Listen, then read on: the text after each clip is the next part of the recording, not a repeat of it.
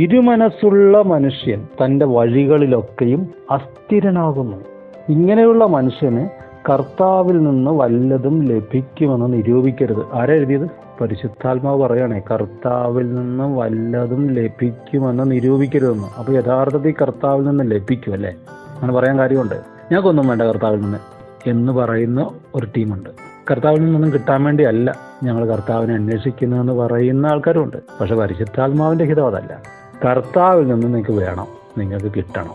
അങ്ങനെ നിങ്ങൾ കിട്ടണം, മേടിക്കണം എന്നൊരു ടീച്ചിങ് ആണ് കറക്റ്റ് ടീച്ചിങ്. യഥാർത്ഥത്തിൽ എന്താ സംഭവിക്കുന്നത്? എനിക്ക് കർത്താവിൽ നിന്നൊന്നും വേണ്ട എന്ന് പറയുന്നവൻ്റെ വിശ്വാസം എങ്ങനെ അറിയും? ഇവൻ മരിച്ച ഉയർക്കുമെന്ന് എങ്ങനെ അറിയും?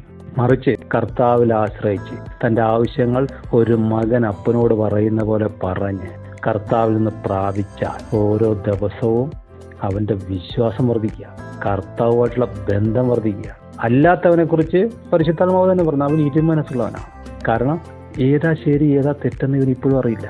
ഒരു ടീച്ചിങ്ങിൻ്റെ പുറകെ പോവും, പിന്നീട് വേറൊരു ടീച്ചിങ് കേൾക്കുമ്പോൾ, വേറൊരു പഠനം, വേറൊരു പഠിപ്പിക്കൽ കേൾക്കുമ്പോൾ അവൻ അതിൻ്റെ പുറകെ പോവും. അവൻ വിശ്വാസം ഇല്ലാത്തവനായി മാറും. വിശ്വാസത്തോടുകൂടെ പ്രാർത്ഥിക്കുന്നവന് കർത്താവിൽ നിന്ന് ലഭിക്കണം. അതാണ് ദൈവത്തിൻ്റെ ആഗ്രഹം.